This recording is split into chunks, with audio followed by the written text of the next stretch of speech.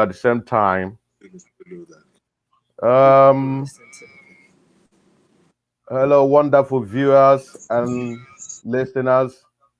Coming The before, time now is about 11 minutes on top of the hour. the volume. I'm live with Chief FANI KAYODE on Instagram and YouTube. For those of you who has been disturbing and telling me about this program, the opportunity is now for you to watch and be live with us. It's very quite unfortunate. About a couple of times we've fixed this meeting, but constrained. We've been constrained with the time and a lot of activities with this great leader of our time. You know, my people say something. It is not easy to climb an Iroko tree, but when you eventually climb the Iroko tree, make sure you get out, take whatever you are looking for over there. So for those of you who have been clamoring for this program, it is now at your table.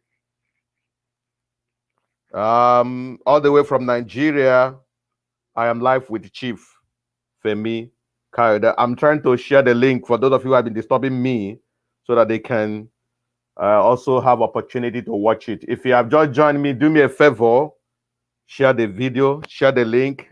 Just do us that favor. We're live on YouTube, we're on Instagram, on we're also live on YouTube.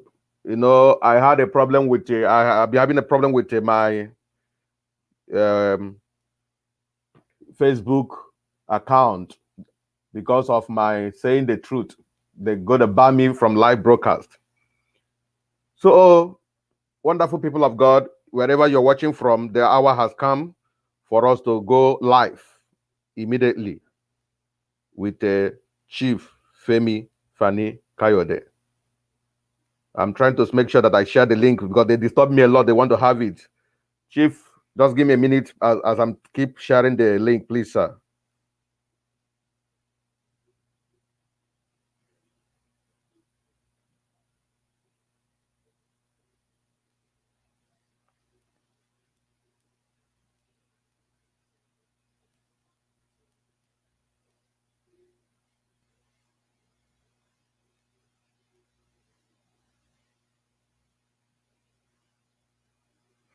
Okay, at this juncture, those of you who have joined us, please indicate where you're joining us from. Please do me a favor. Those on Instagram, can you please indicate where you are joining us from?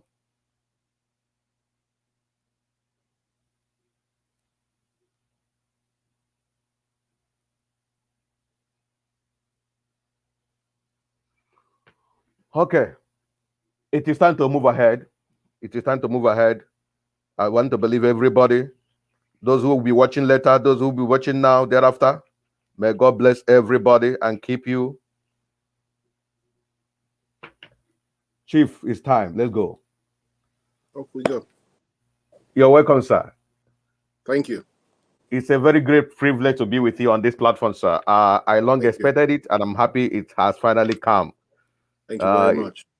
You're welcome. It's unfortunately that we may not have a very long one today because I need to catch up with appointment. You also have numerous appointments to also catch up with. My problem, I keep asking, do you really sleep, sir? Do you really have time to sleep? Believe me, I sleep very well. Not for many hours though. Maybe 3-4 hours a night, and then I pray for about an hour, then I'm up. So by 5 a.m. I'm up, and I'm working from 6. So I love that. I pray for an hour. I love that. I sleep at around 1 a.m. Wow. Yeah. Can we see you on the Instagram? Are you off? Okay. So, I need to see you on the Instagram. What is happening? Okay. You somehow went off. Please, can you check? Can your PA check the link once again? He's checking it now. Oh, good. We got it. We got it. Okay, sir. I always like saying a word of prayer before I start my program, just because though I'm practicing journalism, not in a full time because I read communication, but I'm a full-time priest anytime, any day. So do Breaking. me a favor. Let's just say a Breaking. word, not too long. Is it breaking, sir? Is it okay? It's okay now. It was breaking Okay. before. Our Father, we thank you. Lord, we ask you to help us as we share together. To progress in life, we need you. For us to expand, we need you. Therefore, we want to call upon you to do us a favor. Let your presence be found amongst us and let your name be glorified. In Jesus' name we pray. Amen. Amen. Okay, sir. I don't have much time to begin to read biography of Chief FEMI. It's already well-known figure globally. I don't not just in Africa or Nigeria. So anybody who doesn't know you is here to really know something. Let me put it that way. So I will only leave Ruben Abati the role of reading your profile because he does it very, very well. For me, when you have the when you have the cat and you have the when you have the cat and you have the field, I don't think there's anything to delay about. It's just for us to move on. Yes, sir. Um, asking you who is familiar is also for me it's unnecessary formality. Everybody knows you. If they don't know you, they should blame themselves, not you or me that did not introduce you. So I want to move on because we don't have all the time, sir. In a couple of days, you have been on the news, moving from one place to another, doing a lot of things. But where I am most interested was about last year. I saw you went for a tour visit to the governor of Cross River. Am I correct? Or quite Cross River? Yes. And you made that tour. For me, I watched the video. I took time to follow you and the events as they unfolded, as they were unfolding during that movement. My worry is this guy going as a president, as a friend. I was seeing a very bigger picture about you. But I want to ask, what was the motivation that took you to that journey? And how were you able to act as just like a president visiting his governor? That's the picture I was seeing. What was the motivation and what was the secret? How did it come about? Yes, sir. Over to you. Thank you very much. First of all, let me apologize for not being able to appear on your program on 2 consecutive occasions because I had so many things lined up and I had to change at the last minute. Thank you for being patient and thank you for giving me the opportunity to appear today. It's a great honor and a privilege for me. And I'm a great follower of yours. I love watching your program. And that's why I always send you messages. If you notice, whatever I do, I try to send a message to you. Exactly. It's a great honor and a privilege for me to be here today. Wow. And I wish your listeners, your viewers, blessings and peace and joy always. Now, coming to your question, what led to that journey? I guess it all started in Zamfara State around the middle of last year when I went there and I had a long meeting with my friend and brother, the Governor Matawali of Zamfara. He hosted me. It was supposed to be for 3 days, but it ended up being for 7 days. And then we ended up going to Sokoto together to meet Governor Tambuwal and then to have the honor and privilege of meeting with His Eminence, the Sultan of Sokoto. And I think it was at that point that things really began for me because I saw things in Zamfara and I learned things in Sokoto and even from the Sultan and others that I had not even realized before. And I realized that they up there in the core north was suffering as much as everybody else in the country in terms of being targeted by foreign Fulani killers and terrorists. In Zamfara, for example, before Matawale became governor, 300 people were being killed every day in that state by these same people. Sokoto was a similar story, though not as pronounced. Katsina, the same thing. So they had the similar problems to all the rest of us throughout the country when it came to terrorism. And this is something that the media did not highlight. And we didn't care to know because most of us were Southerners, or most of us were middle belters, and we only, looked at it from the perspective and the prism of being a Southerner and middle belt. And the narrative, of course, was that we were being attacked by people from outside our zone, and it was all the fault of the core Northerners. Northern Muslims are coming to slaughter our people in the middle belt and the south. It wasn't quite as simple as that. And you need to communicate and go to places and sit with people to know what's really going on. And I learned a lot during that tour. Throughout Zamfara, I went to Ruga settlements. I met the Emir of Maradun, honored me with a wonderful lunch. Over 200 people attended. The Emir of Daura honored me with the title of Sadauki Shinkafi, which is one of the greatest and biggest titles of one of the biggest emirates as well in the whole of the Northwest. And I was asking myself, how come all this is happening? I never asked for it. It's just the work of God. And I was treated with such love, with such tenderness and kindness. And I was welcomed with such joy by these people. And I realized that, you know, it's good for us to be together and to be talking and dialoguing. And when I met with His Eminence, particularly, it was a very touching experience.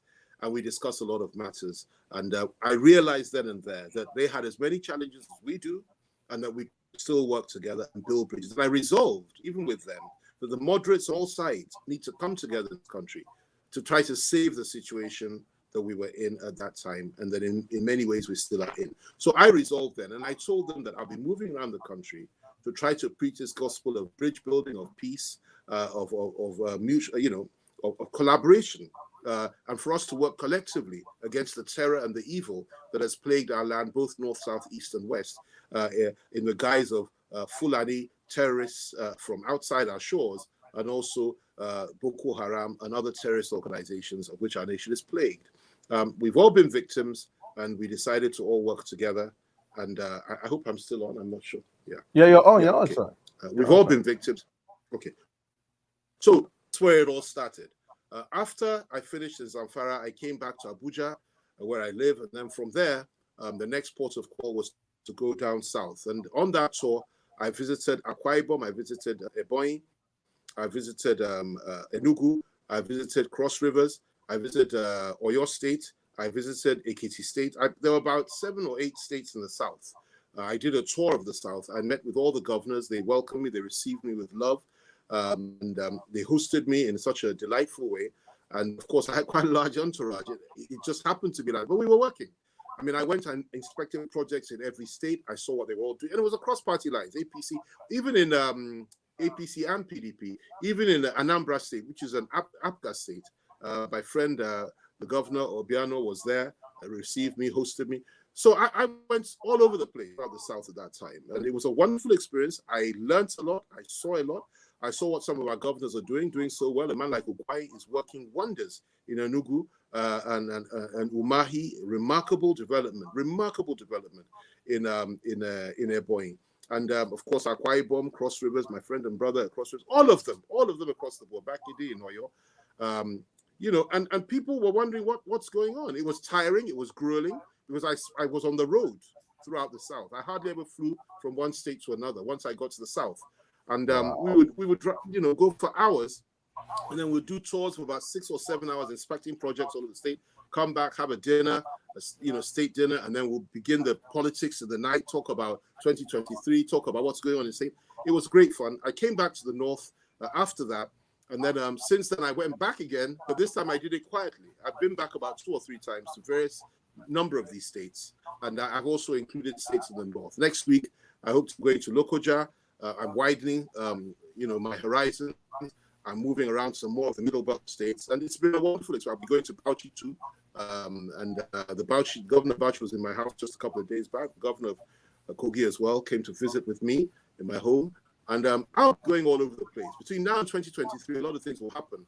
And it's good to be in touch with everybody. I had the privilege of the National Working Committee of the PDP coming to my house to make an appeal to me not to leave the party.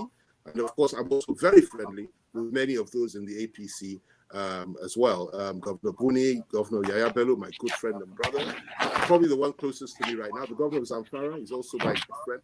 We're all together in one as a political class trying to resolve the problems of our country across party lines, religious lines, regional lines, and so on and so forth. And that's as it should be. So that's really what I've been doing.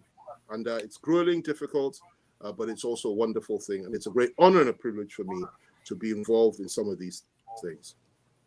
Okay. Thank you. What an awesome, painstaking activities. You are highly wow. In fact, I don't know. I know as a priest, we are always engaged with so many activities, but I respect you guys, a politician. It's really awesome. Thank you, sir. You made a job point that they came to beg you. The PDP came to beg you not to leave the party. They made an appeal, not that I don't use the word beg. No, sorry. We discussed issues, and they appealed to and you. they reached out to me Okay. Yes, they reached out to me, and I gave them assurances that they thought I had left already. I hadn't left the party. Okay. And we resolved a lot of issues at that meeting, and even previous meetings where President Goodluck Jonathan, President Obasanjo, Chief E.K. Clark, Baba E.K. Clark, Baba Adebanjo, so many other people throughout the country, the elders and so many of my governor friends also reached out to me, and we spoke and we resolved a lot of issues. And then I told them that, well, look, at least I'm in PDP as things stand now. Let's see how things will unfold later on and see how. Because for me, these parties are just artificial vessels. And I have as many friends on the other side, if you like, as I do in the PDP.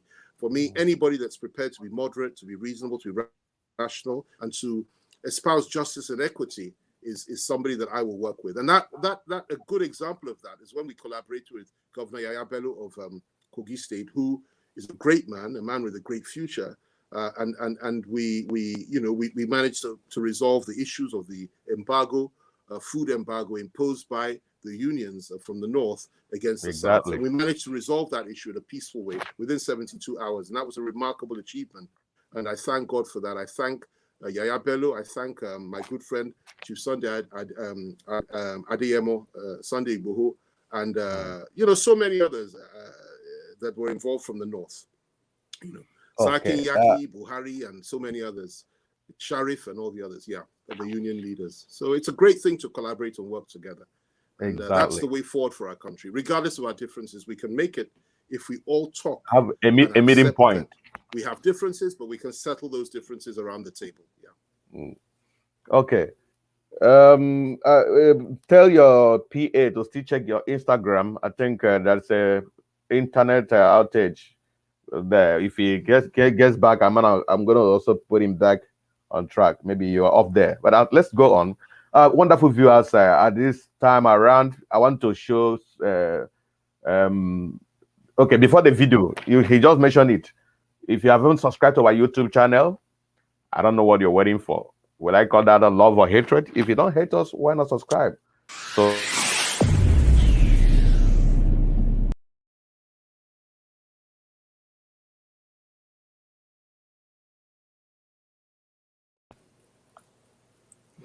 now, welcome back. You talked of trying to avert civil war, meeting that had for 72 hours, and it really averted a lot of issues. And I was very happy for that. But I have one or two little problems. I need you to get me clarified. What prompted, although it's on the news, what prompted these people to go on that particular strike, to suspend movement of goods down to the south? Because of one of the justification why I justify their reason was issue of extortion. That is one of the reasons I really appreciated. But my problem is they are not the only people that is suffering the same fate of extortion by the police and what have you, uniform men, even all these agbero, whatever they call them. Well, then my little problem, what of other people that also suffering from the same fate? Like recently, I just saw a driver of Young Shagro. I'm not trying to advertise them, but just to be precise, so that we know that we are not talking blah blah blah. Was shot just 3 or 4 days ago. I got the video here, and at the same time, the Law Zero buses mounted a roadblock, suspending movement from anywhere along that Bino Road. I don't know how many days, because of the same extortion. And they said, well, this issue happened. Look at the army there, just a stone throw. They were where the people also using army uniform, robbed them, shot them, took away everything from them. And these people have also shut the road for a while. I don't need to open it now. But nobody has advocated for peace to reign or for them to be compensated. So why do you think that when it happened to the particular group of people, there's need for us to rush into negotiation so that we won't have a war? Why do you think so? That they are it looks like they are the most privileged ethnic group in Nigeria. That was why they received such treatment. Am I correct with my assertion? No, I'm afraid you're completely wrong. Your assessment is understandable, but it's not correct. It's a far more complicated issue than that. First of all, you're absolutely right. problems occur all over the country, as many in the south as there are in the north, in terms of killings, in terms of kidnap, in terms of extortion on the roads by rogue security agencies looking for extorting people, and of course in terms of kidnapping. It's now all over the country. Even in ethnic killings all over the country. But you see, the difference here was this: two things. First of all, in this case, these people that did this strike, that is the amalgamated unions, which represented, I think I'm right to say, almost 80 unions, which are involved in the distribution of foodstuffs all over the country. The food comes from the north, they ship it down, they drive it down, they fly it down, and they sell their goods. They argued that during the NSAS riots, over 100 of their members were targeted and slaughtered. And they reported to the police. They went to the Senate. They went to the presidency. Everywhere, nothing happened. No compensation whatsoever. These people were just killed. Nothing happened. Nothing changed. Then you had the Shasha killings, and it was a horrific thing because I was there in Ibadan when it happened, and many Northerners were slaughtered in Shasha. 250 to 300 in the space of a couple of days. Vehicles were being stopped on the road. Northerners were pulled out. They were beheaded. They were stabbed. They were killed in the most brutal way by mobs. At the same time, you have to accept this, and I have to add that Yorubas were also attacked by Northerners during that conflict. Many Yorubas were also killed. But of course, because these Northerners, Hausa Fulani people, are supposed to be our guests, they felt even more terrorized. And, you don't kill your guests. You don't kill people that come to your land. So it was a two-way thing. But many more Hausa Fulani people were slaughtered than Yorubas. And that is a fact. Now, again, many of their members suffered as a consequence of this. So they just focused on trying to fight for their own rights. And they said, listen, we can't go on supplying food to the South if this is what is happening to our people. We won't accept it.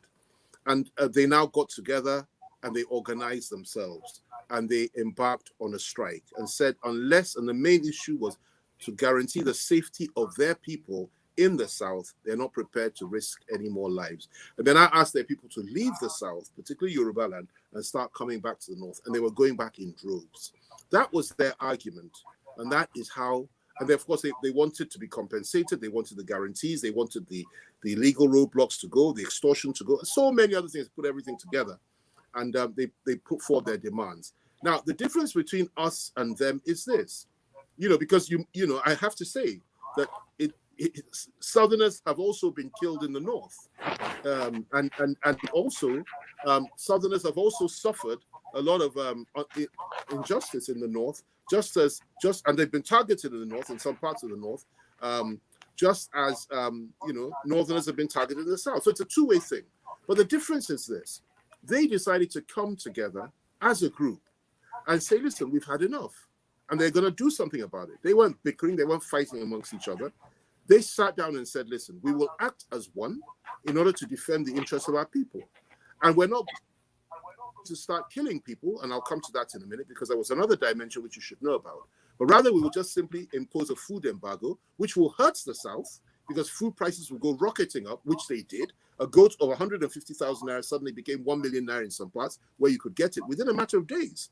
And you couldn't even buy goats in some parts. And that was just after a few days. If it had gone on for 10 days or so, I'm telling you, it would have been a terrible thing. And they didn't care about the fact that they also would suffer, because it's their commodity, it's their foodstuffs that they grow in the North would rot away. But they didn't care about that. They knew they would make losses. They'd incur losses on their own trade.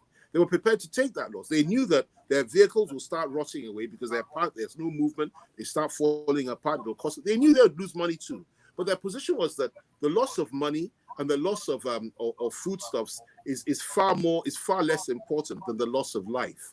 And they were not prepared for their people to be killed anymore. So they organized themselves, something we seem to find very difficult to do in the South. And they spoke with one voice and acted with one voice. And they organized over 80 unions to come together under one leadership. And they said, enough is enough. The government was absolutely terrified because they knew the implications of what was going on. And they knew that this must not go on. And I can assure you that the government had to sit up simply because these people came from a position of strength, of unity and a strong resolve. If we in the South were able to muster such unity and strong resolve when it comes to those that kill our people and those that do what is being done to us in some parts, then perhaps we'll be taken more seriously and be able to ask for what we believe is our due. Unfortunately, we don't have that.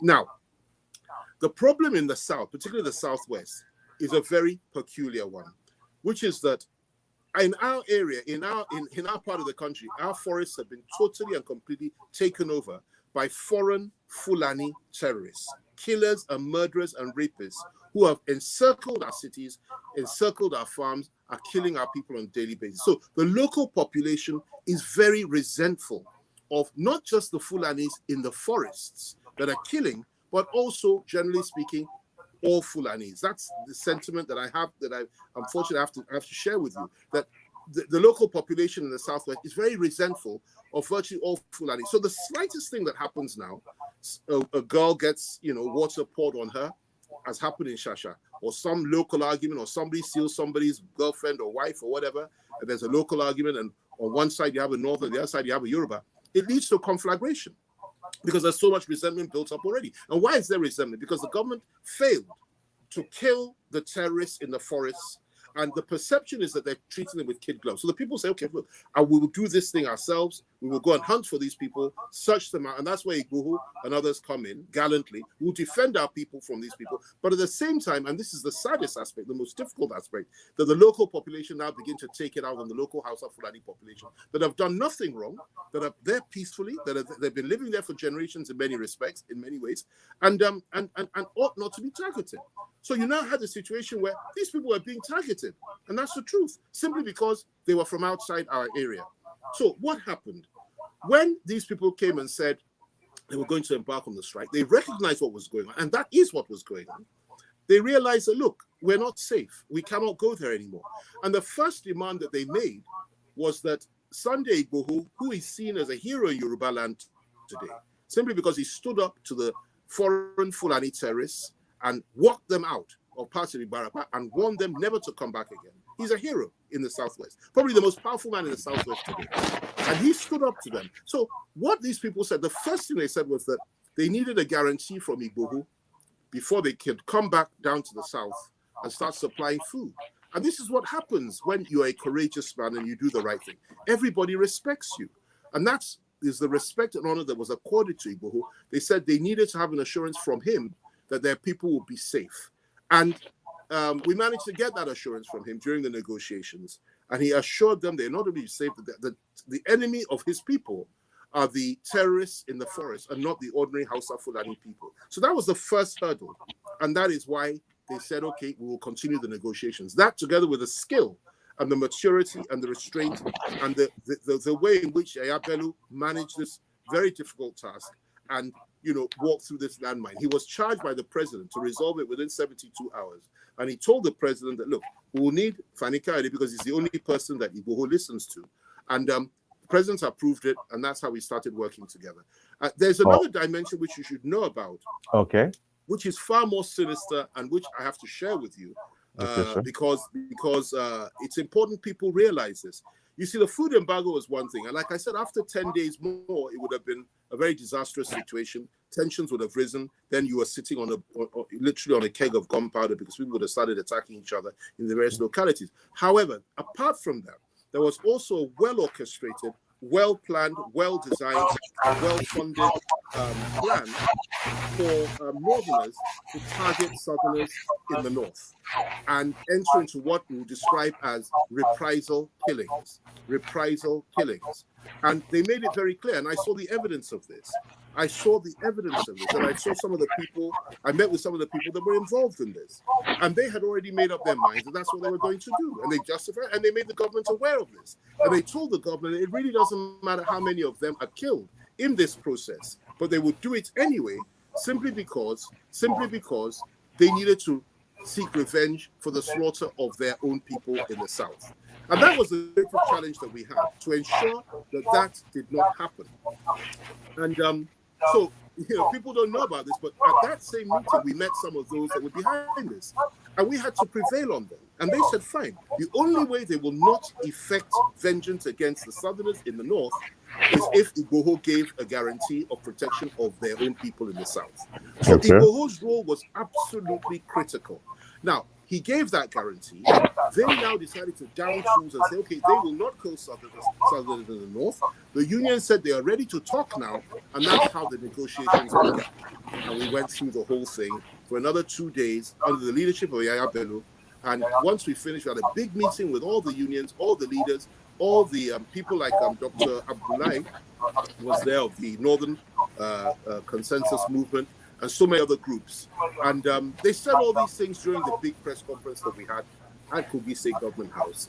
And when we finished, it ended well. It ended in praise of the Lord. We praised God. We thanked God. The strike was called off. And then from there, we went to the villa. I put my foot in the villa for the first time in 5 years. And we met with the President's Chief of Staff. We gave him a report. The unions were there too. And he was amazed. He was very thankful to God and to all of us for averting this disaster for the country. And then, of course, we had a press conference at in the villa again. And that's the whole thing. That's how it all went. But honestly speaking, it was a remarkable experience. We thank God we could play that role. Lives were saved. Food is coming again. And people have learned one simple lesson in all this. I've certainly learned this. That with dialogue and with understanding, we can overcome every hurdle. And we can save our nation from war and disintegration. As it is today, Nigeria is on the brink of war. But that kind of dialogue, that kind of discussion, that kind of bridge building really does have, it results in very productive and positive results. And we've seen that in this case. And I pray that we continue in this way. Okay, thank you so much, sir. Thank you so much. In a nutshell, the problem with the other people, are we the Southerners, or whether west or south, the Southern general, there's no unity, just like the other people, the other ethnic groups. Absolutely none whatsoever. It's not just in the South, it's throughout the South. I mean, Okay. If we could only come together, we had the handshake across the Niger sometime in 2018. So there is far more collaboration between the East and the West. But we don't come together enough on fundamental issues. Even though we've all been victims of some of these terrorists, we don't come together. And that's my challenge with Southern leaders. Many of them refuse to speak out, to speak truth to power. Many of them will the minute somebody starts rising up, they start trying to pull him down, even in the Southwest alone. Igboho, there are many people that are jealous of him, envious of him. There are many people envious of me simply because we played a role. And by the way, I did include the Yoruba governors in this process. I wasn't on my own. We spoke to Governor Seyi Makinde when we had those meetings. He gave his approval, and we reached out to the other Southwest governors. But what you find is that the next thing that happens, people start trying to undermine people, across the whole of the South. Oh, why should it be here? Why? Forgetting that you need to get the results in order for you to be able to say you're making progress. And the result has to be security for your people, respect for your people. And by the way, we made our own demands to the government. And they met those demands. The demand was that in the Southwest, I told them, you must do something about these killer terrorists in our forests. And it was after that Mr. President now issued his shoot-on-sight orders of anybody carrying AK-47s. And I can tell you that Igboho is moving all over the Southwest with the support and in conjunction with members of the Nigerian police force and security agencies trying to liberate our people. So there is collaboration. We got that back in return. They're working together, and I'm glad to be able to share that with you. Okay, thank you very much, sir. No, you keep saying foreign Fulani militia or foreign Fulani. You repeated it twice, so many times. But recently, Sheikh Gumi keeps talking about negotiating with the terrorists, those who have been abducting our children. Does it mean he is not negotiating with the foreigners who came to invade our land? Or there is no truth about these people are foreigners? No, I don't agree with Sheikh Gumi's position. And I've made that very clear to him through communications, public communications. I haven't met with him privately. But I don't agree with his position at all. And the people he's talking to are mainly foreigners. If you ask him, he'll tell you that. Foreign Fulanis that come from Mali, Niger, Chad, all these strange and funny places, penetrate our country, enter our borders with their weapons. And they've been here for years now. Since 2015, they came in. Who brought them in, sir? Who brought them in? Well, that question you should put to Baraje Keu, who leading, at that time he was in the APC, and he told the world that they were brought in for the 2015 election. And therefore, those that brought him in have to be held accountable for that. But that's what he said. Those are not my words. He said they brought them in. El Rufai said they've been paying them money to go, and the people wanted more and more and more. And so they keep saying this, that they brought these people into the country. Well, they're here now, and sadly they're here to stay. They refuse to go. And what Gumi is doing, in my view, is highly irresponsible and unacceptable. You don't negotiate with terrorists. It's as simple as that. It's a fundamental principle in law. You kill them. You don't negotiate. But the government of the day is lending support them. to him. The government of the day is lending support to him. I heard Lai Mohammed. The argument, no. The government, which government? Not the federal government. The federal government has said clearly and categorically they do not approve of his approach. I mean, I criticize this government a lot. I've criticized the federal government more than any other Nigerian over the last 5 years consistently, and the Vanguard poll proved that. I came top. 80% said I've criticized President Buhari and his government more than anybody else in this country consistently for the last 5 years. So I'll tell you where they got it wrong, and I know where they got it wrong. But let me tell you, and they've got it wrong on many occasions when it comes to this issue of fighting terror. But the truth is that what Gumi is doing is in a different dimension entirely. To go and meet terrorists, mainly foreign terrorists. 9 out of 10 of these people are not Nigerians, that are living in the forests of Zamfara state and killing the local people, killing Hausas, killing local Fulanis, killing everything in sight, and sit and talk to them and offer them prayers and offer them counsel and speak up for them and say things like, oh, it is not the Christians, it is not the Muslim soldiers that are killing you, it's the Christian soldiers. And please, don't kidnap girls with hijab, because that means that people will not love you anymore. And that, it's totally unacceptable and irresponsible. I think it's a hideous thing to do, to try to divide us on a religious side. The Nigerian army is not made up of just Muslim soldiers or just Christian soldiers. It's made up of both. And it is both the Christian and the Muslim warrior that is fighting these people and dying in their thousands fighting them, and not just the Christian ones. But for Gumi to say that, it shows you that he's up to no good. And I'm glad that many people have condemned him for what he has been doing. But the fact remains that these people are mainly foreigners. They came in, more and more are coming in every day, and the government literally has to build, in my view, a giant wall. I don't know if you watch Game of Thrones. If you know that great wall that kept the army of the dead out of the 7 kingdoms, the Northern Wall, which was manned by the Night's Watch. That's the kind of thing we need to do in this country. Eliminate those that are already here. Go from forest to forest, killing them. Use our security forces to do that, our army to do that. Bring in mercenaries like Jonathan did in 2015. He cleared the whole of the Northeast. We had Boko Haram was no longer functioning in the Northeast, except for Sambisa Forest in the Northeast of the country, because Jonathan brought in people from outside to do it. Despite an arms embargo, he did it successfully. We need to bring these people back, both for the Northeast, the Northwest, and then send the Nigerian military in full force, into the forests of the South, kill these people, bring them to justice, flush them out, and build a giant wall around our country to keep these evil souls out. Because you see, what they're doing is they're dividing us. Apart from killing our people, kidnapping our people, and making a business out of it, and buying more arms so they get stronger and stronger by that, they are dividing us as a people. Southerners no longer make a distinction between foreign Fulani killers and the local Fulanis that are peaceful, peace-loving. They just say Fulani, and that's it. And they begin to attack Fulanis, which is wrong. And the Northerners who are getting tired that you're attacking our people. We're not responsible for this. These are foreign Fulanis, and you're attacking them. So they too will begin to attack Southerners in the North. The next thing, you have a civil war in our country, and believe me, my brother, that war will go on for at least 50 to 100 years, and we will lose well over 50 million souls. I've seen it spiritually. I can see it. I can assess it. It is something we must never, ever allow to happen in this country. If we're to go our separate ways, fine. Let us do it peacefully with negotiation. If we're to stay together, let us do it peacefully and with negotiation, and let there be equity and justice in our shores and in our land. Devolve power from the center, restructure the country, treat everybody, whether you're Christian, Muslim, Northern or Southerner, Middle Belter, as an equal before God. If you do that and you provide good governance, there'll be peace in Nigeria. If you do not do it and you continue born to rule with born to be ruled, or you continue horse and horse rider, or you continue master and servant and that kind of nonsense, this country cannot remain together again for the next 5 years.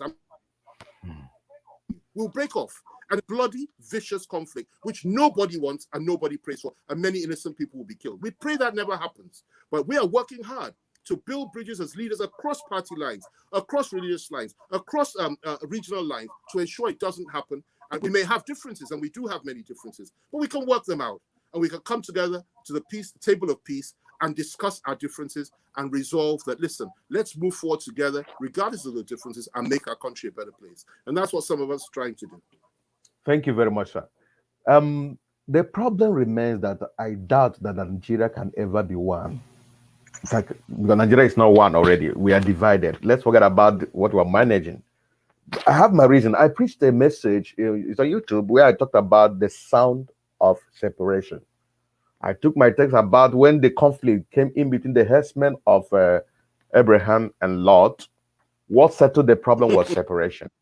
Yeah, separation. I also took I took cognizance of so many things that happen in the Bible. In fact, in my own assertion, without separation, there will no progression. Separation is part of life. First of all, God separated the semen from you to your mother. Your mother separated you from the womb outside the world. You got separated from your mother to the school. You got separated from school to the next level. Each level you want to go, advancement goes with separation. And if we must progress in Nigeria, we need separation, sir. Whether we like it or not. No. Let me make my own position clear. I've always said it, and I've said this long before anybody else was saying it, that, I've been a great supporter and friend of Nnamdi Kanu and IPOB. I have always believed that self-determination is a fundamental principle which cannot be denied of the people. You can't take it from them. That's the first position. The second position is in a country where people are perceived as being, slaves and being Fulanized or Islamized, rightly or wrongly. And of course, there's a lot of evidence to suggest that was happening, under this government. People are bound to say, listen, rather than remain and take this rubbish, I want to go. I want to exercise my right of self-determination to leave. And I believe if I leave, I can, make a new country for my children so that at least they can, they can enjoy the sort of things we never enjoyed in a Nigeria that was stacked against us and that's treated us as nothing but filth and slaves. I understand that sentiment and I share that view. That has always been my view from the beginning. If you don't have a Nigeria where we're equal, you forget Nigeria and you move out. Now, I think what is happening is this. It's not a question of, say, we must stay together by force, because we can't. It's a question of, as long as we are together, let us manage our differences to ensure that there's peace in the land. If we're going to divide, whenever it comes, let it be peaceful. Let it not be through war. Let it be through negotiation and peace. Because ultimately, wherever the Southwest people say they want to go is where I, FFK, will go. If there's a referendum tomorrow, and the people of the Southwest say they want to leave and form Odudua, I will be the first to advocate for it and fight for it. Even if it meant war, I'll be the first. But there has been no referendum. We haven't had that yet. We haven't mustered the resolve to do that. We are still in one big, wider Nigeria. And as long as you're in that Nigerian family, you must manage it in a way, as you do all families, manage your differences and try to work together and build the bridge. And that's my position. We have the right to say we want to secede and we want to self-determine. But I would say that we also have a duty to ensure that we try to get it right and make things right, build the bridges. And even if we're going to go our separate ways, we'll be neighbors for the next whatever, forever years. We have to get on with one another. I have so many friends in the North. I have so many friends in the East. I love the East. I love the North. I love my own Odudua so much as well. I love this whole country. If I tell you I don't love Nigeria, I would be lying to you. But things have gone wrong in Nigeria, fundamentally wrong. My hope and my prayer, and we need to look at it and address it and fix it. If we can fix it, fine. If we can't, fine. We go our separate ways. But at least let's try. I also know there are many, many moderates, both in the East and in the North. I call them moderates, people that are reasonable, rational, and are ready to acknowledge the fact that things have gone wrong, and we can work together now. We can build a new Nigeria. There are many people like that. More and more are coming out every day, and that's the hope for the future. But if that hope is dashed, and if the extremists come out on both sides and take a hard line and continue what has been happening over the last 5 years and even before that time, indeed, since 1960, I assure you this country will break. And it will break in a very, very terrible way, which will ensure that the whole West African sub-region and indeed the whole of Africa comes up in flames. And nobody wants that. Nobody wants it to be like that. If we're going to go our separate ways, let us do it peacefully, in a rational way, where we'll have a win-win situation. And I'm sure we can achieve that if that's what the people want. Okay, fine. I'm happy you get it right that if we must go, you want it a peaceful way. And no reasonable thinker will ever want to go separate way through war, because it's obvious that we have so many things not in common in Nigeria, as far as Nigeria is concerned. But I want to ask you, I just started my interview with you, telling how you taught different states for this supervision of recently, if not ongoing, DDC house or project or whatever office complex is being inaugurated. Sorry, could you repeat that? You were breaking. What did you say? Okay, can you hear me louder now? Can you hear me now? I can hear you now, yes. Okay, I said I started my interview with you by asking you about how you taught the whole state to expecting projects. Right. Now, NDDC just finished a very gigantic project. I don't know, it is in Port Harcourt, if I'm correct, and it's been inaugurated. Unfortunately, I was shocked to my marrow that the president was inaugurating a project through a video when the governors are sitting live. Sitting live, watching the president making his address from the television. What is the problem with the president? Is it that he can't leave as a rock? So many things he has always done through video. The Lekki massacre, a president could not visit to feed his children in pen. Do you think the president has many people that he pays to defend him and to speak for him? And he's I'm not one of them. Yeah, I'm not one of those that is paid to, but I am a Nigerian and he's our president. And, it is important to state certain things. First of all, this is the COVID era. People don't always go, we're having this interview now, through the Zoom or whatever. And people don't always go to the venues. So I think that's one. Secondly, he does travel. I mean, he went to Katsina recently, to his hometown, and so on and so forth. And it's just one of those things. I don't think it's not that kidnapper visited him, paid him welcome. Yeah, I mean, yeah, sure. I mean, there are some things that are quite inexplicable.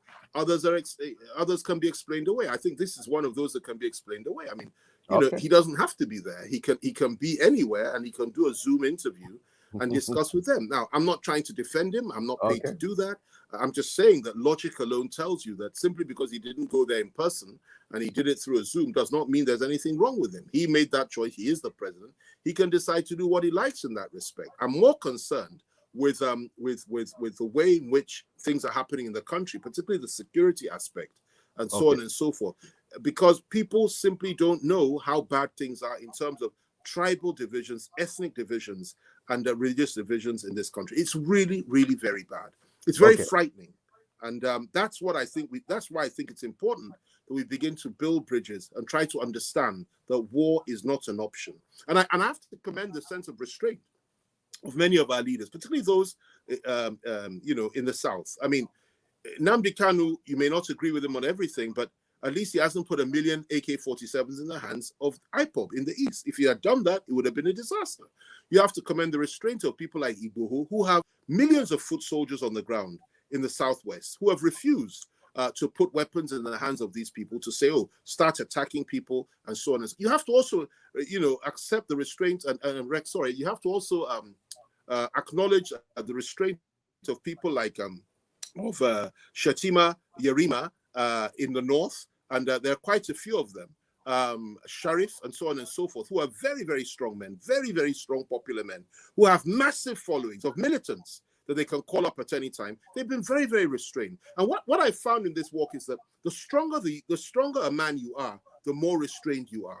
And the tougher you are, the more you avoid war, because you know what war means. So these people all have to be commended for a sense of restraint. We may disagree on everything, but nobody has advocated the idea of an armed struggle. And we must never go down that avenue. So it's good to disagree, but it's good to disagree in peace. And that is the way to end up ensuring that everybody at the end of the day, ends up getting his way, and there's a win-win situation. And so I commend restraint of these people, and I pray to God that they continue to be restrained, regardless of the provocations of the Fulani terrorists from outside our country, and the provocations of Boko Haram, and the provocations of some state players and state actors who don't want us to have peace in this country and who want us to continue to kill one another. And there are quite a few like that. Okay. Well, you are entitled to your opinion, but there's so many activities of the president have really shown us that there's something wrong with our president.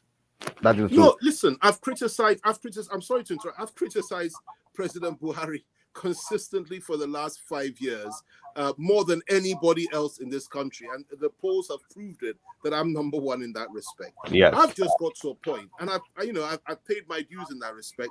I've shouted, I've screamed, I've said everything. I've been locked up for 3 months. I've been subjected to the worst form. I've been locked up for 3 months by this government. I was even put in Boko Haram cells. I've had all my bank accounts frozen. I've had 5 of my columns closed in newspapers.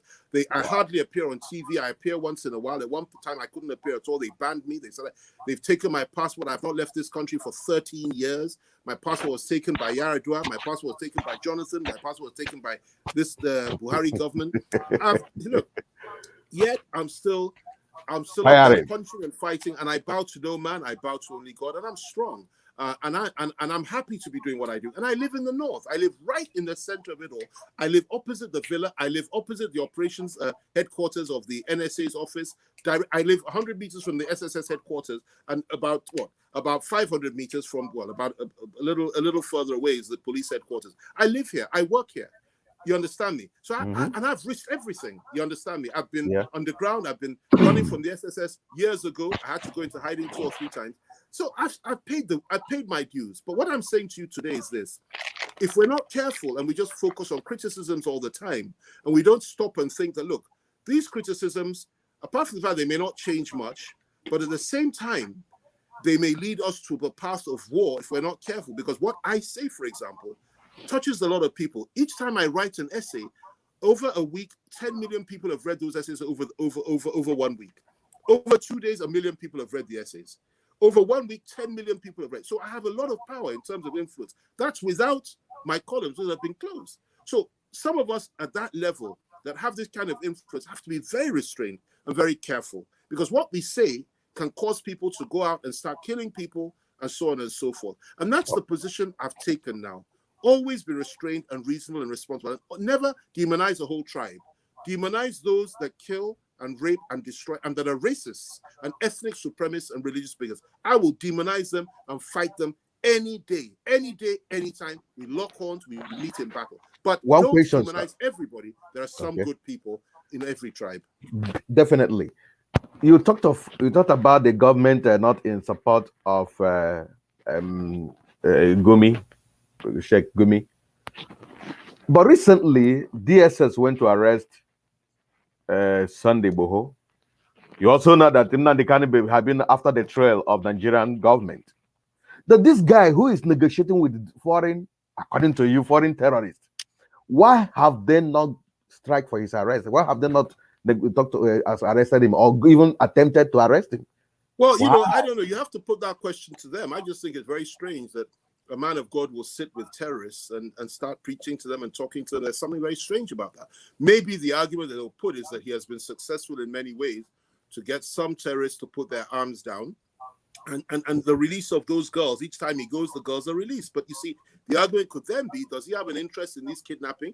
Each time they go and raid a school, I mean, so many schools have been raided, they'll carry the girls away, carry the boys away. Gumi turns up, they discuss, money changes hands, and then they now release the girls, and then it happens a few days later. I mean, is there a pecuniary interest in this that he has? I don't know.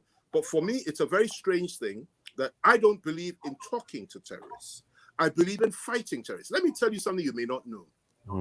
The great Bishop Ajayi Crowther, probably in my view the greatest Nigerian that ever lived, translated the Bible into Yoruba, into Igbo, into Nupe language, and so many things. He used to be a slave, and he became a bishop, a free man, and really the father of the Anglican Church in Nigeria. You know, Ajayi Crowther. Yeah. Okay. He went to Oxford later. He's a brilliant man. At one point early in his ministry, when he was a priest, he was captured. He was captured by by slave dealers and so on and so forth.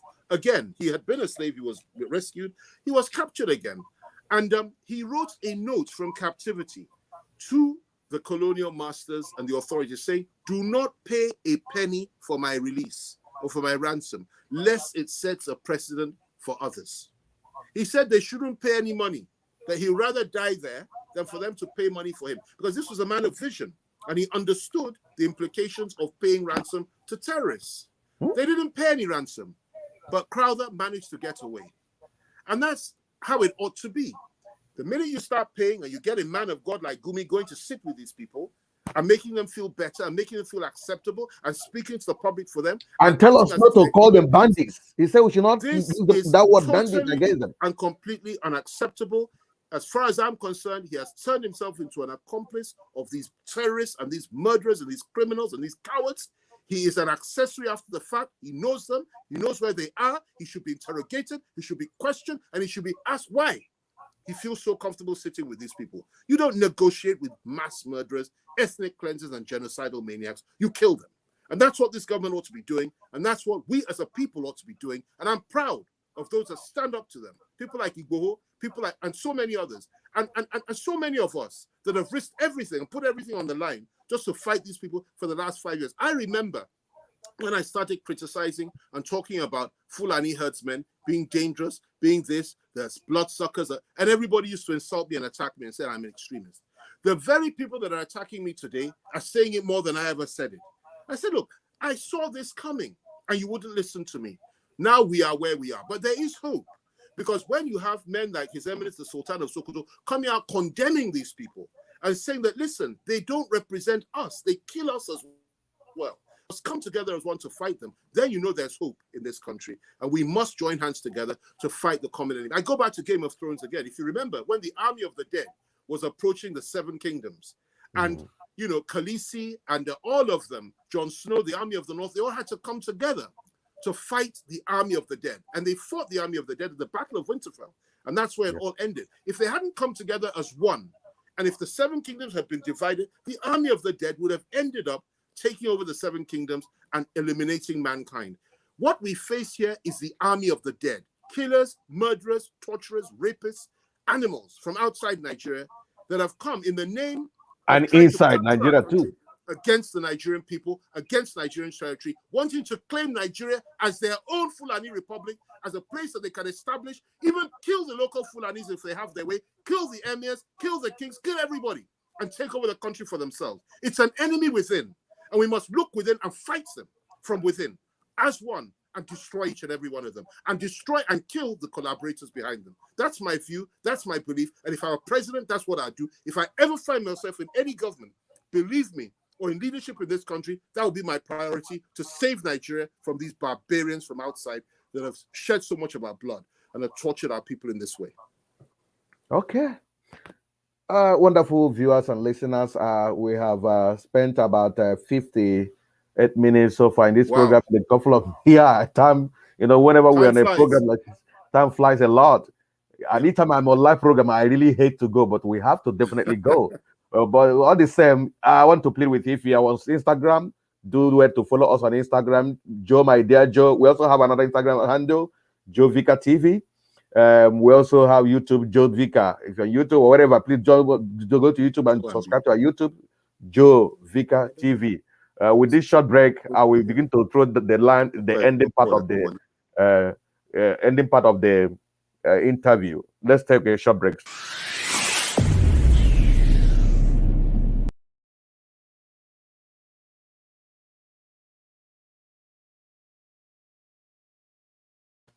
Go shower.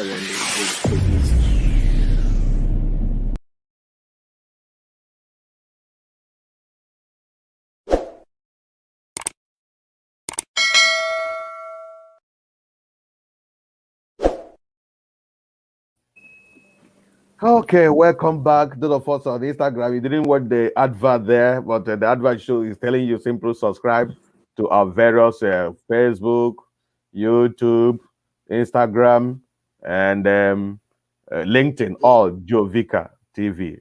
Thank you. We are now at the last lap of this interview. You have really extensively expressed your mind, because that was what my fear when I heard you were going to the ruling party. My fear is what is just happening because we're going to lose this voice. You've been vociferous against Wherever I wicked. am, I'll never. Wherever I am, wherever I end up, wherever I am, I will never stop speaking in this way. It's not about political party affiliation for me. It's about Then conscience. It's about you got to be ready speaking to for the. pay for it. Sorry. If you join the ruling party and you are voiceful against what they're doing, you be ready to pay for what is going No, to. I'm not saying I'm going in any direction. I'm not saying I'm joining the ruling party. What I'm just saying is Okay. that no, even if I'm inside a Boko Haram cell, which I was locked up. There's a place in Kuje prison built by the British government. It's like Guantanamo Bay. They only have Boko Haram people there, and I was locked up in that place. Even from that cell, I was still speaking what I believe, truth. I will speak truth from wherever I am. I will never ever prostitute my principles or in any way give up on my beliefs or stop speaking for the voice. I'll always be the voice of the voiceless, and I'm very proud of that. That is what has been Look, my fear. I know many people in APC that are very, very courageous and very strong when it comes to fighting this fight. And I know many people in the PDP that are the same. It actually goes across party lines. And I also know many people that are very, very wicked in both APC and PDP. Now, I happen to be in PDP. It just happens to be so. But we must understand that we have a collective, there's a collective responsibility we have to ensure that we protect our people together. Both APC, PDP, all of us. Look, there's an existential threat on the Nigerian people right now. And we must meet that threat, or we must remove that threat. And that means coming together across party lines to work together, not necessarily changing party affiliation, but we must open those doors and dialogue and discuss. Stand as one and then face the common enemy. And that's what I believe that we need to do. And that's what we're going to do. Okay, sir. Thank you very much. Thank you. Some people have been asking your ambition coming to 2023. If you have any political ambition, do you have anything to say to that regard? Let's wait and see. A lot of opportunities are coming up. A lot of people are making a lot of suggestions. Let's wait and see what's going to happen. But let me assure you, it'll be at the federal level, right at the top. Of course, every politician has ambitions, and I am looking for power so that I can effect change and I can do the things I believe that we need to do in this country. I'm not here for fun. I'm not an activist. I've dedicated the last 30 years of my life to politics, and it's been very difficult. I've paid a heavy price for it, both in my public and my private life. A lot of things have happened because I've simply focused on trying to help Nigeria. But the truth of the matter is that definitely I have my ambitions. Definitely, I will make my ambition known at the appropriate time. And definitely, I am working in collaboration with a lot of other people to effect that ambition, to see what we can do to save our country and provide the very best quality leadership for our country, which I believe the Nigerian people deserve. Okay, thank you. In other words, if you are given an opportunity of appointment in this present government that have really not fared so well, as far as I'm concerned, and many people are concerned, because in this government we have recorded the highest number of. I'm not looking for an appointment. I'm not. If that were it, I would have got an appointment in this government long ago. I mean, I'm not looking for anything from this government or any other government. I'm looking to establish, perhaps at some point, my own government, or working together with somebody else who has a government that we can work together to have our own government. And I'll be delighted to help any government in any way that I can, as long as it's a government that wants the very best for our country. I'm ready to work with anybody, but I'm not looking for an appointment in the APC government. I'm not looking for an appointment within the PDP party or anything like that. I'm simply doing what I'm doing in order to enhance the future of our people and make it better and more hopeful. And I'll continue to do that. God determines everything. In God's time, in God's way, he lifts us up. Nobody that has wanted to be president of Nigeria has ever done it or achieved it simply by, putting everything in place with money, power, political. It's never been like that. It always comes by the divine prophetic voice of the living God. That's how our presidents emerge. And if God says I'll be president one day, I certainly will be. If God says you'll be president one day, you certainly will be. So we just do what we can do. We pray, we work hard. We have the courage of our convictions. We are courageous and we are strong like Joshua. We face the enemy like David did. And we stand firm on our faith and on our truth, and we leave the rest to God. That's what I do. And we know that the harder we work in that respect, the more courageous we are, the more the Lord will use us. And by God's grace, he will use us and he bring us to an expected end. So that's my view when it comes to ambition. Yeah. And I know what the Lord has said, and I know the Lord always honors his word. I have a problem. I want you to please lend your voice because I know your love for Igbo people. You have really displayed a lot of love for the Igbos. I love them.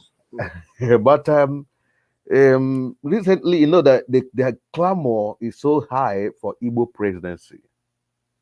And we also know that there are people that must also be being clamoring to also have a share of ruling from the south. And it's obvious that the Igbos or Southeast, to be precise, have been marginalized in terms of both appointment and given opportunity to govern that country called Nigeria. So do you think it's possible for an Igbo man to emerge as president in 2023 with this divide and rule and what do you call it, born to rule syndrome in Nigeria? Anything is possible in this game. It's just a question of negotiation, discussion. With the facts on ground? Anything is possible in this game. My own view, however, and I've said it before, is that there are many people in this country that are against having an Igbo president. But having said that, with what has happened in the East over the last 5 years and the agitation of IPOB and the dangers inherent in that, and also the clear marginalization of the Igbo people from the Nigerian state ever since the Civil War, in fact, ever since 1960, but primarily post-Civil War, and the torment the Igbos have foisted on the Igbos during the war, 3 million people dead, and also the killings of Igbos in the north in 1966, over 100,000 of them slaughtered, and also the breaking of the Igbos in terms of economic destruction by giving them £20 each after the Civil War, and so on and so forth, and the sort of, the way in which the Nigerian state across the board look down on Igbo people and do not give them the opportunities that they deserve. Had it not been for the hardworking, resilient nature of the Igbo man, he would have been literally exterminated by now in this country. But they still continue to thrive because they're extraordinary people, like the Germans of Europe. They're very, very tough, very hardworking, very industrious, and that's why they keep prospering, regardless of their circumstances and the situation. So having an Igbo president in this country, in my view, would be a wonderful thing. But, and if I had my way, I'd say in terms of equity, for goodness sake, there are only two zones in this country that have never had a democratically elected president in their entire history. The first is the Middle Belt. They've never had a democratically elected president. The second are the Igbos. They've never had a democratically elected president either. And the Igbos have only ever had full power at the executive level, the federal level once. And that was under Ironsi, and he was murdered. So why on earth would anybody say an Igbo man shouldn't rule Nigeria? It's their due, it's their right as Nigerians. However, circumstances are very clear, and it's very obvious that there are certain forces that are against that for whatever reason. And it will be very difficult for that to be achieved. However, nothing is impossible. You have a man like Ugwai in Enugu, a man like Umahi in Ebonyi. You have men like that, good quality, far better than many of those whose names are often mentioned. That I won't mention those ones, the obvious, this one is from me. Let me tell you, I know these people. I know most of them. Ugwai and Umahi first class material, first class. And you now tell me a man like that can't lead Nigeria. Why? Sorry to cut you in, sir, Chief. Permit me to cut you in, sir. You talked about Ugwai, but I have a problem with him because my problem, Ugwai is happened to be the governor, the chairman governor Southeast. There was a massacre in Obibo just because the ENSA process asked for the governor Wike, who denied that he wasn't responsible for the massacre of our people in Obibo. After those killings, Ugwai led a delegation to see Wike, and they were chanting Wike Kaigeso, we shall follow you wherever you are going, blah, blah, blah. On the blood of innocent mothers, children that were slaughtered in Obibo. So ever since then, he lost my respect. I'm sorry, that is my personal opinion. Okay, now you're entitled to your personal opinion, but let me just tell you this about Ugwai. I know him very well, and take it from me. And I'm a radical guy. Yes, I'm tough, and I don't suffer fools gladly, and my views are considered to be very extreme in many quarters, and I'm proud of that because I think you need extreme measures to solve an extreme problem. Ugwai is one of the most dedicated, toughest, honest, and decent people in this country. I can tell you that. If he wasn't, I'll tell you here and now.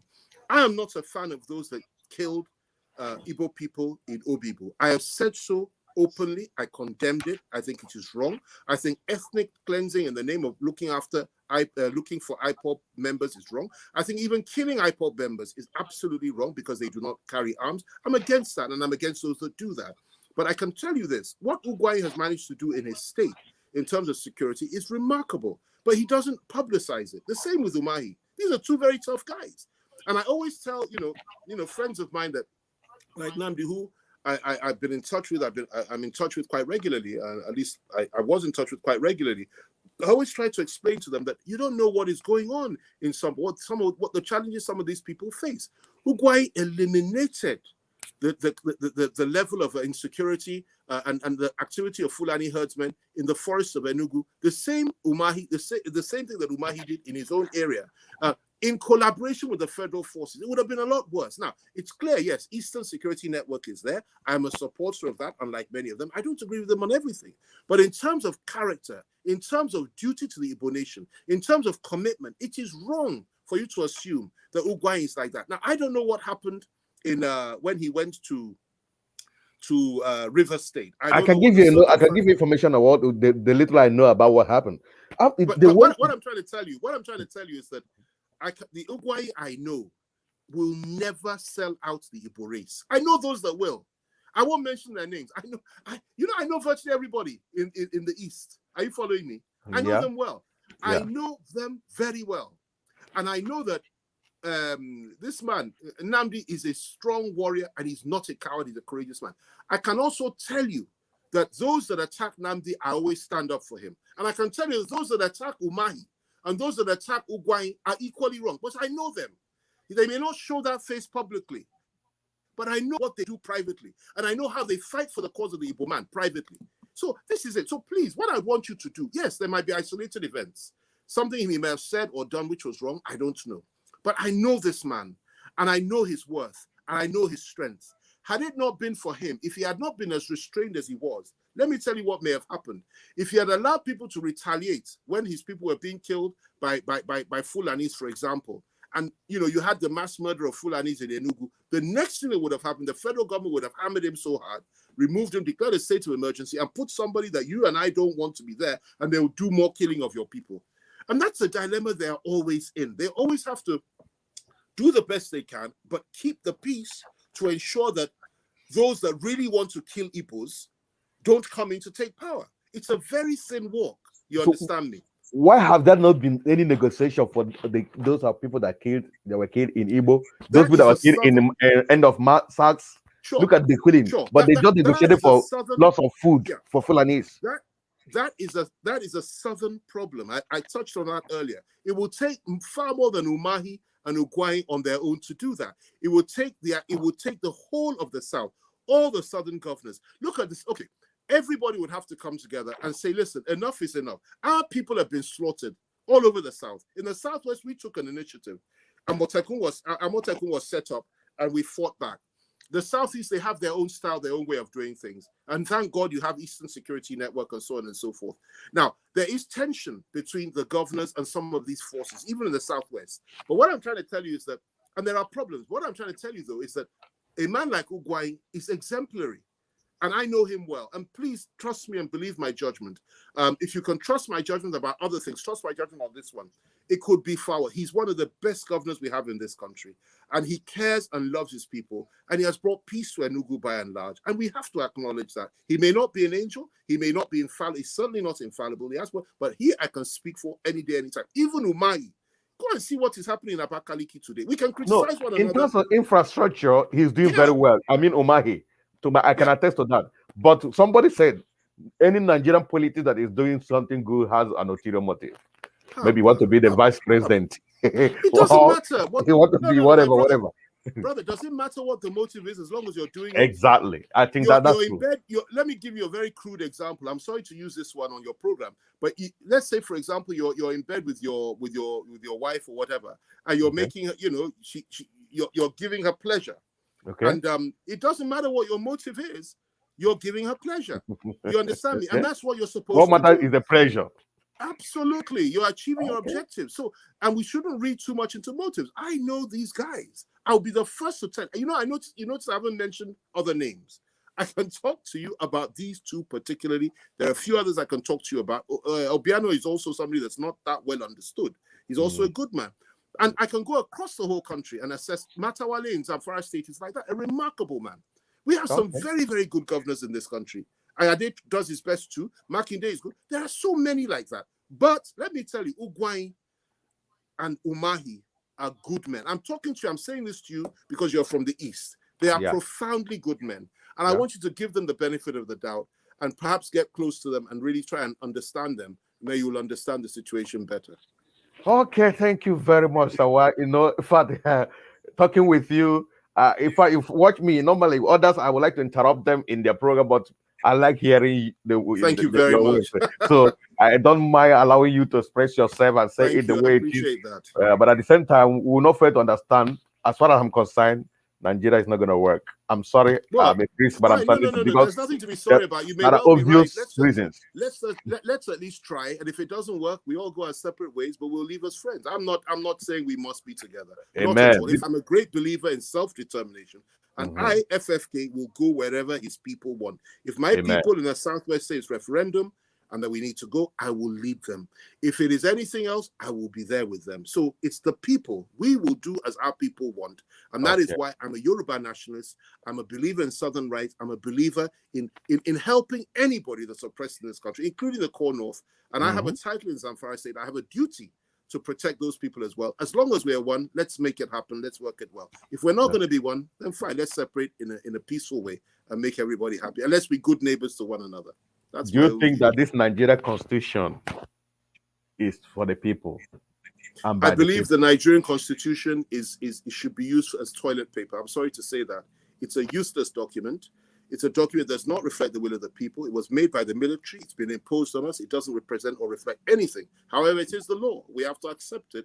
Perhaps when we have a president that comes in to now really affect the possibility of a national conference where a new constitution will be drawn up that really reflects the will of the people, then we can talk. Then we can say we have a constitution. But what we have today is an archaic document, which is, not worth anything in my view. But we have to manage it, and we have to work with it until we have a leadership that sees fit to change the whole thing, and a National Assembly that can actually effect change. Well, at this juncture, please, sir, you need to give me another date because had it been started by 7, I would have, because a lot of people wanted to be in this program. Number 2, sorry. I lost my Facebook followership, so in the process of time that had we had it in the first one, I would have gotten. You will see enough followers here. Though we have enough of them about. It was 100 something. It's 85 in Instagram. Here we have only 10 people because of I couldn't even share the information because I don't know if I'm taking to have you. I refuse to publicize it that I'm going to have you. I've done it twice. It didn't work. So but now you can replay. You can replay it to your viewers now on several occasions. Definitely, I will do that. Okay. But I will still want to have you. Are you going to do me that favor? People are clamoring to call in or send chat. If you want, there are a lot of comment and chat here, but I don't want to bore you with the people's because I want you to concentrate and deliver what we are here for. But and I have other question I would ask you, but time is I'm very concerned with time, and I know you have another program with you. Sure. I'm even late. In conclusion, do you think? Okay. How do you think that we can unite as a people to get this compensation that was given to a group that they denied themselves, they hoarded their own food, and they were paid for it, and some of them killed our people. We have not been compensated. What you have to do, yes, organize yourselves. Southern leaders have to come together. Ordinary people from the South, Southern unions have to also come together, create a stir, and say, listen, we, try and negotiate with the government, bring the country to a standstill, not with violence, but with maybe, I don't know, impose something, do something. Don't just talk. If we stop the oil, look at the oil in the South is for Nigeria, but the food is for people. No, I tweeted. The gold in Zamfara is for the Zamfara. Hang on. I tweeted that exactly what you said. I tweeted it before all that problem started. I said if they block the food from the South, we should block the oil going to the North. But how many Southern leaders would talk like that? How many of them would even be able to do it? We've got to, you see, it's a question of leadership and it's a question of negotiation. And you've got to make the hard choices and do whatever it is that it will take for you to get justice for your people. But we don't do that. And we fight one another. We undermine one another. We abuse one another. We insult one another. That's what we do in the South. We're very good at that. And we don't ever come together. Whether it is Igbo or Yoruba or what the South and the others, we always fight. And even amongst us ourselves in the Southeast, the South, the Southwest, we fight one another. So how are you going to negotiate? How can you work together? How can you affect anything for your people? And it's a failure of leadership. I don't like FANI KAYODE because of this. I don't like I don't like this one because of this. I mean, come on. Meanwhile, we're all suffering. So we've got to get that right. Organize, get good quality leaders that are courageous. Stop running one another down. Stop bitching about one another behind each other's backs and understand that we must be able to come to the table united and strong so that we can negotiate from a position of strength. The Northerners are very good at that. We are not. So the failing is not in our stars, like Shakespeare said. It's in us. And we need to accept that and then fix it and then go back together. If I can work with Yaya Bello, and if I can work with Sunday Igboho, and if we can conclude this situation, which was an extremely dangerous one, by working with others from other parts of the country that were aggrieved, some of them weeping, passionately, very passionate about their views. But we managed to speak gentle words to them. We all came down, we all agreed, and we came to a very good end. If we can achieve that, then there's hope for this country. And I believe that's what, but you need good quality leaders to do that.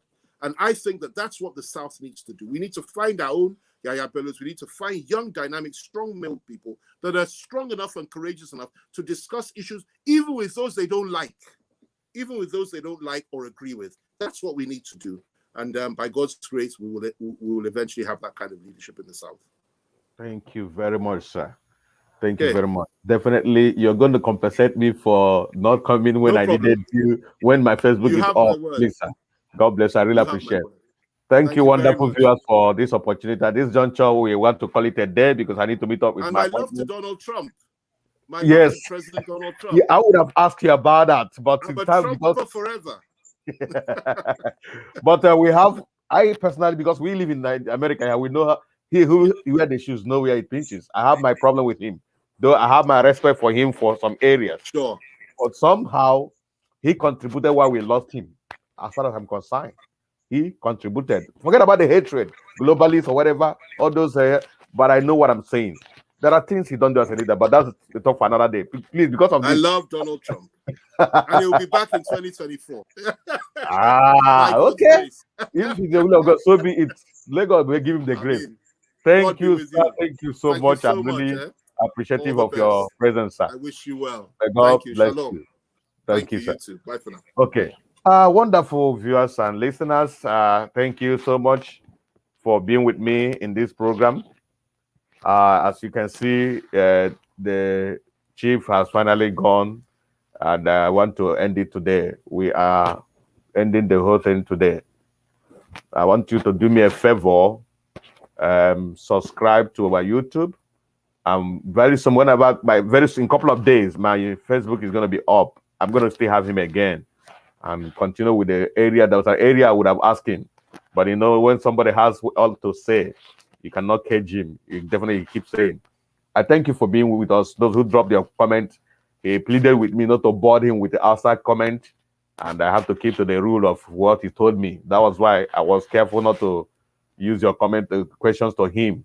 Bear with me on that. But next one, I told him he's going to have people call in, and we must have a very healthy interview with him. Thank you once again for being with us in this program.